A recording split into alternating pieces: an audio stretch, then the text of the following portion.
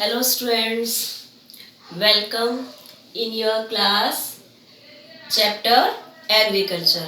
बच्चों, आपने एग्रीकल्चर के बारे में बहुत सारी जानकारियाँ ले ली हैं, बट अभी और जानकारियाँ लेनी बाकी हैं और नोट्स बनाने बाकी हैं और आपको बहुत इंटरेस्टिंग चैप्टर लगेगा ये, और इसमें मन लगा के आप इसको रीड कीजिएगा अपनी बुक से, जिससे जो नॉलेज आपको मैं दे रही हूँ इधर से और इसमें और इंक्रीज करने के लिए बुक को बहुत ध्यान से पढ़िएगा।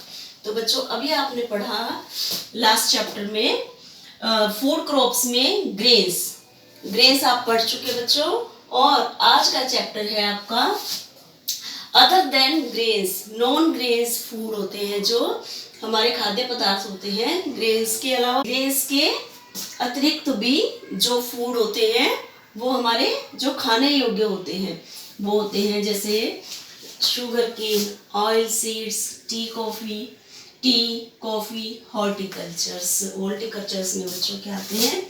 फ्रूट्स,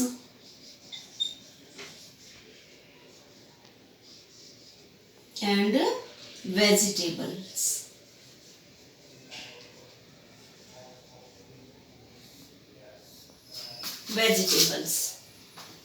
ठीक है बच्चों, और इसमें हम देखेंगे सबसे पहले शुगर केन, और खारिफ और रबी और जैद के हिसाब से हम सीजनेबल क्रॉप्स हम पहले ही देख चुके हैं, उनका डिस्ट्रीब्यूशन कि किस सीजन में कौन सी क्रॉप्स जो है सुटेबल होती है। इसके अलावा हम पर्टिकुलर एक एक क्रॉप पे भी ध्यान देंगे कि किसके लिए कितना टेम्परेचर, कितनी रेनफॉल और किस स्टेट में वो पाया जाता है, इस चीज़ की डिटेल हम इसमें पढ़ेंगे। शुगर केन में आप देखेंगे टेम्परेचर कितना चाहिए होता है बच्चा? 21 degree Celsius to 27 degree Celsius temperature, ठीक है। और रेनफॉल कितनी चाहिए? रेनफॉल 75 सेंटीमीटर टू 100 सेंटीमीटर तक रेनफॉल होती है। और ये बच्चों आपको पता है शुगर केन जो है इसके लार्जेस्ट प्रोड्यूसर है हरियाणा, यूपी, एपी। आप कहेंगे कि इतनी ज़्यादा रेनफॉल 75% से लेके सेंटीमीटर से लेके 100 सेंटीमीटर हरियाणा वगैरह में नहीं होती, पंजाब, हरियाणा और उत्तर प्रदेश, फिर भी यहाँ पर शुगर केन बहुत ज़्यादा मात्रा में ग्रोन किया जाता है। तो बच्चों, इसके लिए अगर कहीं पे इतनी ज़्यादा बारिश अगर नहीं होती है तो वहाँ की सॉइल, अगर फर्टिलिटी उसकी सॉइल की ज़्यादा है तो जो आर्टिफिशियल इरिगेशंस की जो फैसिलिटीज़ है वो उपलब्ध होती है। जैसे हरियाणा में कैनल सिस्टम बहुत मजबूत है, वहाँ इरिगेशन फैसिलिटी बहुत ज़्यादा है, तो हम आर्टिफिशियल इरिगेशन से इस फसल को उगा सकते हैं, शुगर केन को। यूपी में हमारी इरिगेशन व्यवस्था बहुत अच्छी है, सिंचाई व्यवस्था है, ट्यूबवेल वगैरह और जो है ट्यूबवेल हैं, कैनल्स हैं, इनके जरिए बहुत अच्छी उपज शुगर केन की होती है। तो एक शुगर केन एक खारिफ रोप है, मॉनसून के अकॉर्डिंग चलने वाली।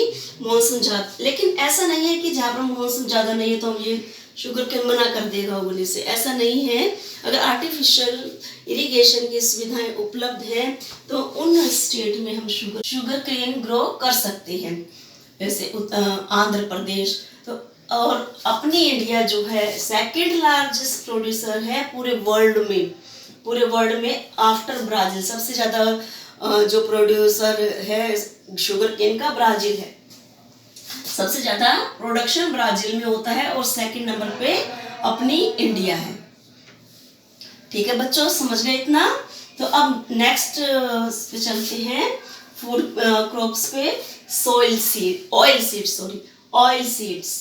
मीन्स ऑयल सीड में क्या क्या है? जिससे हम तेल एक्सट्रैक्ट करते हैं, तेल प्राप्त करते हैं, ऐसी फसलें जिनसे हमें तेल उपयोग में लाते हैं। तेल तो आप बहुत चीज़ों के रूप में उपयोग करते हैं, खाने के रूप में भी, कॉस्मेटिक सामान में भी, और भी बहुत सारी ऐसी चीज़ें हैं जिसमें हम तेल का यूज़ करते हैं। इसमें कौन कौन से सीड आते हैं? एक सीड के रूप में हमें कोई वो चीज़ प्राप्त होती है और उसका हम तेल एक्सट्रैक्ट करते हैं, तेल बनाते हैं। जैसे मस्टर्ड है, कोकोनट है, सोयाबीन है, ग्राउंड नट्स हैं, मूंगफली के दाने, और ये इसके अलावा भी बहुत सारे दाने ऐसे हैं जिनसे हम एटसेट्रा। ऑयल सीड्स है जो हमें ऑयल देते हैं। तो यूज फॉर कुकिंग, ये काफ़ी सामानों में यूज होता है। जैसे कुकिंग तो मस्ट है ही, सोयाबीन ऑयल यूज होता है उसमें, है ना, मस्टर्ड ऑयल भी यूज होता है, और बहुत सारे ऐसे चीज़ें हैं जो हमें जो है कुकिंग में प्राप्त होते हैं। और इनसे हमारा कॉस्मेटिक सामान, सोप है, क्रीम पाउडर वगैरह, सब चीज़ों में हम ऑयल का यूज़ करते हैं। ठीक है, वो भी हमें जो है क्रॉप के द्वारा प्राप्त होता है, खेती के द्वारा प्राप्त होता है।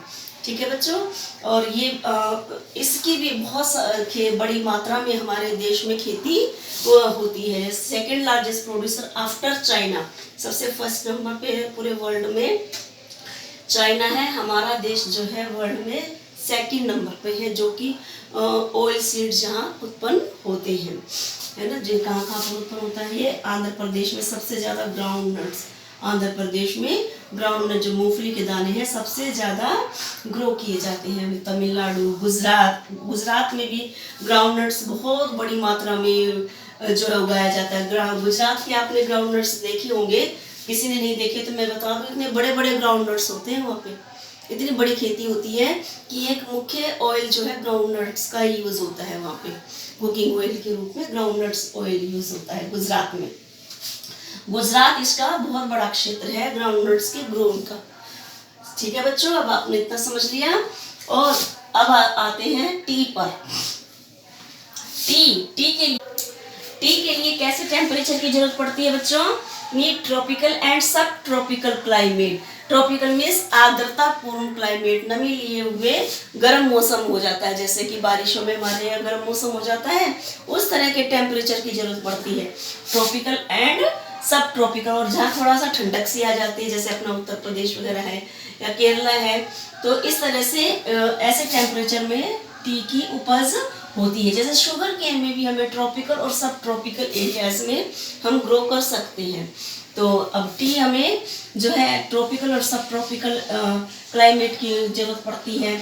और ये ट्री ऐसी जगह पे होती है, बागवानी, टी के जो बाग होते हैं बागवानी बोलते हैं, तो इनको टी ऐसी जगह पे होती है जहाँ की मिट्टी बहुत फर्टिलिटी लिए हो, बहुत उपजाऊ शक्ति लिए हो।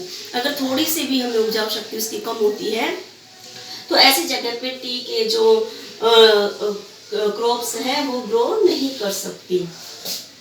एंड ऑर्गेनिक मैटर्स, ऑर्गेनिक में खाद्य पदार्थ जो है उसमें ऑर्गेनिक मैटर में क्या होते हैं, जैसे कि जीव अवशेष, जीवाश्म, जैसे कि पेड़ पौधे टूट गए, गल गए, पत्तियां दब गई, उसके जीवाश्म बन जाते हैं। जो ह्यूमन की है, एनिमल्स की है, मर जाते हैं, दब जाते हैं, तो उससे क्या है, वहाँ की मिट्टी ज़्यादा उपजाऊ शक्ति इसकी बढ़ जाती है, फर्टिलिटी बढ़ जाती है ऑर्गेनिक मैटर से। ठीक है बच्चों, ऐसी उपजाऊ शक्ति वाली सोइल में ही टी जो है ग्रोन की जा सकती है। ये कहाँ कहाँ पर ग्रोन होती है? आसाम, दार्जिलिंग, केरला, इन स्टेट में जो है मोस्टली ग्रोन होती है सॉरी। तो इस तरह से आपने टी का देखा। अब नेक्स्ट देखिए कॉफ़ी जो है इंडिया में बहुत अच्छी क्वालिटी की कॉफ़ी उत्पन्न की जाती है। सबसे बढ़िया क्वालिटी की कॉफ़ी जो है इंडिया में उपलब्ध होती है, इसलिए यहाँ की कॉफ़ी की डिमांड भी बहुत ज़्यादा है ना। ये कहाँ कहाँ पर ग्रो की जाती है? केरला, तमिलनाडु, कर्नाटका। तो अभी बच्चों आपने 4 जो है नॉन फूड ग्रेन्स के बारे में पढ़ा। फिफ्थ हम पढ़ेंगे हॉर्टिकल्चर। फोर्थ है horticulture.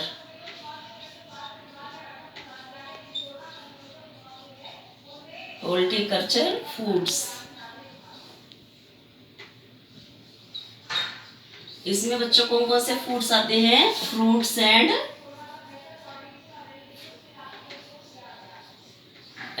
Vegetables.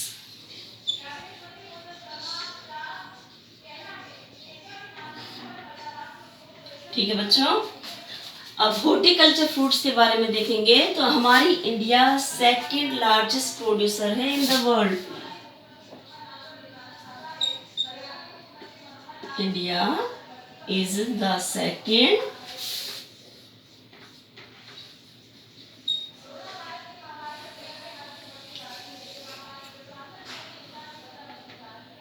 Largest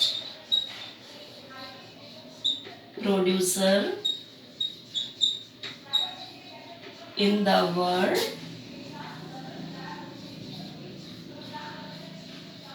after China. China first largest producer है, इसके बाद में हमारी इंडिया सेकंड लार्जेस्ट प्रोड्यूसर है। यहाँ पर कौन कौन से fruits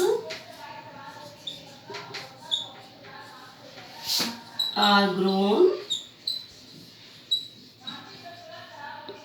in India, tropical and temperate, means जिन फ्रूट्स को ज़्यादा टेम्परेचर की ज़रूरत पड़ती है या ज़्यादा ट्रॉपिकल क्लाइमेट की ज़रूरत पड़ती है, ऐसे फ्रूट्स हमारे यहाँ ग्रोन किए जाते हैं।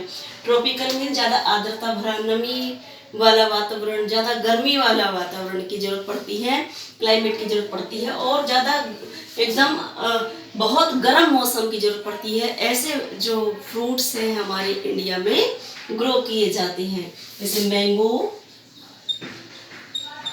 मैंगोज आर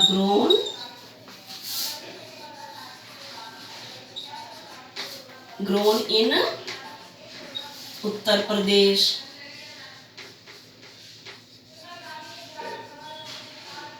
उत्तर प्रदेश है टेम्परेट जोन है, और महाराष्ट्र जो है ट्रॉपिकल जोन है, राष्ट्र।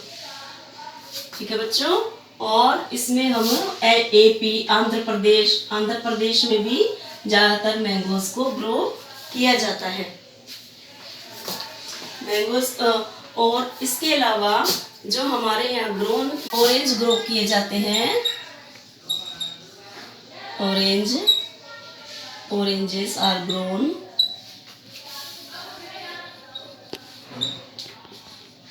in चेरापूंजी,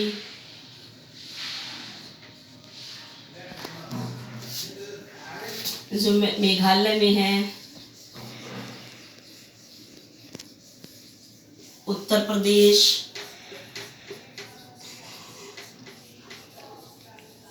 ऐसे वातावरण की जरूरत पड़ती है जिसमें कि जैसे कि टेम्परेट जोन की और ट्रॉपिकल जोन की जरूरत पड़ती है, और जो कि जहाँ पर ऑरेंजेस आराम से ग्रोन किए जा सकते हैं।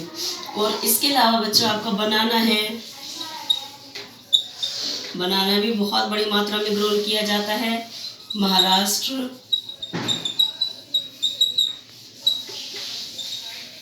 उत्तर प्रदेश,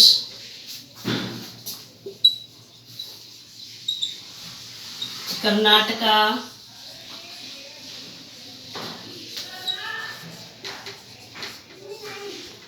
आंध्र प्रदेश, इन क्षेत्रों में बनाना को ग्रोन किया जाता है।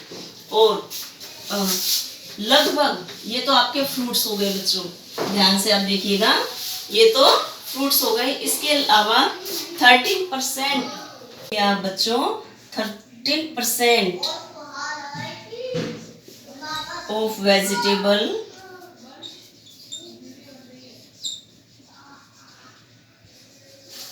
ऑफ द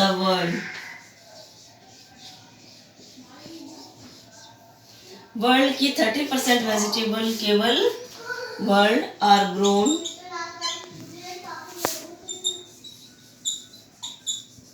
इन इंडिया में ही बोई जाती है वेजिटेबल जो है। इंडिया में कौन कौन सी वेजिटेबल सबसे ज़्यादा मात्रा में होती है, जैसे